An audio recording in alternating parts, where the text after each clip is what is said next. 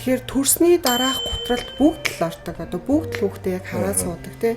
Яа тэгэхээр төрсний дараах гутрал юунаас үүсдэг гэхээр нөгөө нийгэмс өөргөө тусгаарлаад эхэлж байгаа шүү дээ. Угаасаа л яг нэг мөнхийн юм байна гэж ойлгодог. Миний одоо урд нь байсан амьдрал ингээл байхгүй болчихлоо. Миний царай цус гундчлаа, би таргалчлаа тий. Тэрэндээ ингээл стресстэй л өөр хүн хараад ингээл ингээд идэг. Гэхдээ энийг мөнхийн зүйл гэж хизээж байхгүй өсрэл 2 жил гэртээ байх нэ гэдгийг би яг өөрийнхөө даван тулсан юмар болвол яг таг 2 жил гэртээ суусан байхгүй. Төгстэйгөө маш сайн ярилцдаг байсан. Манай чинь би чамд бүх боломжийг нээж өгнө. Чи гол нь хүүхэд маань эрүүл байх хэвээр. Эрүүл байхын тулд чи тэнд байх хэвээр. Чи 2 жил ингээд тэсэд ингэчих юм бол би цаашдаа бүх юм чинь одоо ингээд нээж өгнө. Манай хүмүүс тэгж ярьдагсан. Хүүхэдтэй ноцлолт нь гэрээ ажлын ингэн тэгэн тэгсээр байтал арзаасан юм л нөхөр ирж таардаг.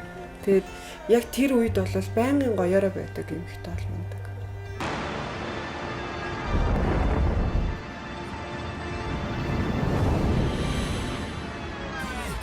Watch me win, then watch me do it again.